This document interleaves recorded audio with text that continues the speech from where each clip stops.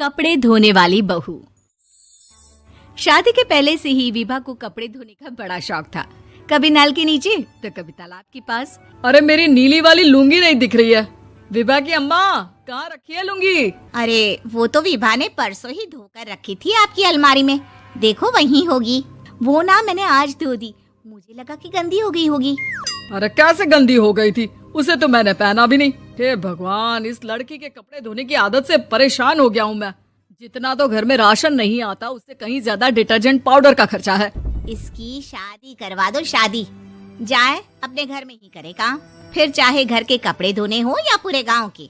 हाँ ठीक बोल रही हूँ, देखता हूँ मैं कोई लड़का। वो दिन भी आ जाता है जब विभा को देखने लड़के वाले आ जाते हैं। लड़की मुझे अच्छी लगी।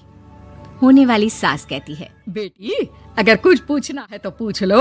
वैसे तो हमारी लड़की बहुत ही शर्मीली है, जो बोल दो वो मान लेती है, इसे क्या पूछना होगा। अरे कैसी बात कर रही हो माँ, मुझे इन लोगों के घर रहना है, सवाल तो कई है। हाँ हाँ बेटा, पूछ लो ना, क्या पूछना है। आप लोगों के घर कपड़े कौन धोता है? सास का मुंह बन जाता है।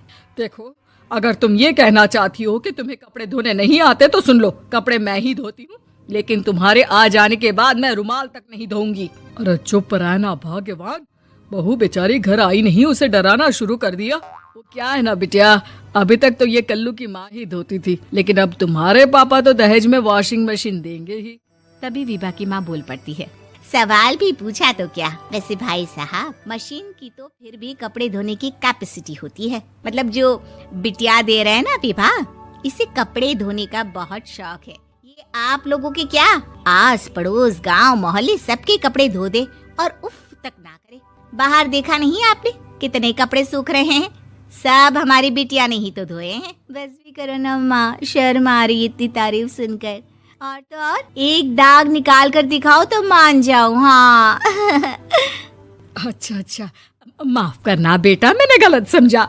हमें तो रिश्ता बहुत पसंद है। और ऐसे जुड़ जाता है रिश्ता कपड़े धोने का शौक रखने वाली विभा का। उसकी शादी हो जाती है कोयला फैक्ट्री में काम करने वाले कल्लू के साथ। शादी के बाद अचानक विभा चिल्लाती हुई सास के पास आती है। सासू माँ, अरे सासू माँ कहाँ है आप? ये तो धोखा है, धोखा दिया आप लोगों ने मुझे। इसे ससुर के चक्कर के बारे में पता चल गया। अरे तो उसमें तुझे क्यों धोखा मिला है? अरे नल में पानी नहीं आता, कपड़े कैसे कब धुलेंगे? अच्छा, तू पानी नहीं आ रहा उसकी बात कर रही है। तो आपने क्या सोचा? कुछ नहीं। अच्छा, तेरी माँ ने कहा था कि कपड़े धोने का शौक है तुझे, याद आया मुझे। शौक बोलकर कपड़े धोने वाले मेरे जुनून को कम ना आके सासू माँ, कपड़ा धोना मेरा गुरूर है।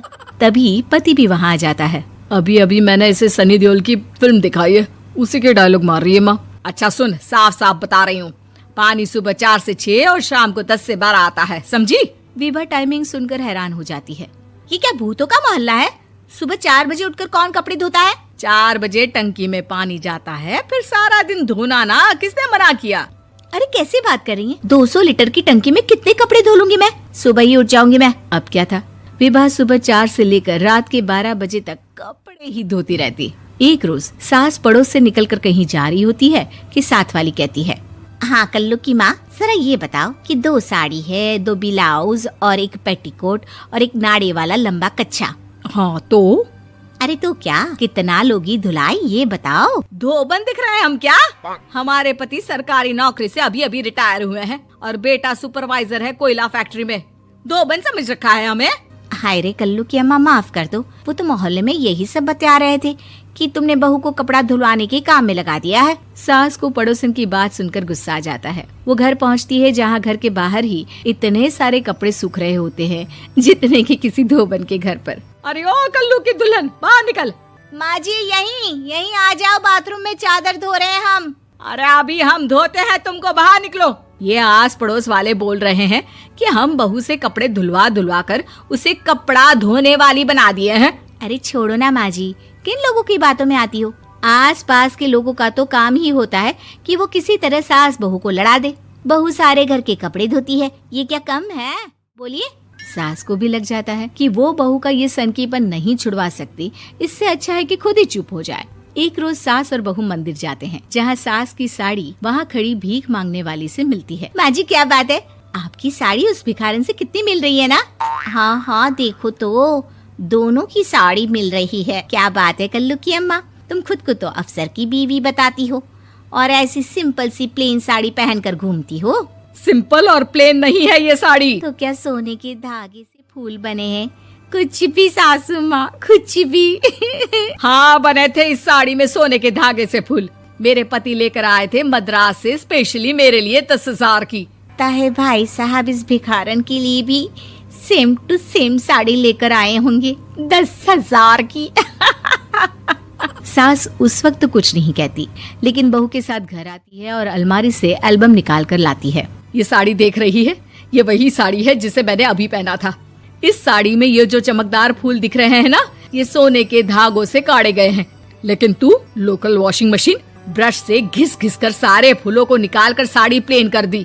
मुझे माफ कर दीजिए सासू माँ। और तो और, जब मैंने तुझे तेरी गलती के लिए कुछ नहीं कहा, लेकिन तूने तो सबके सामने मेरा मजाक ही बना दिया। क्यों? बहू को समझ में आ जाता है कि अब से उसका कपड़े धोना बंद।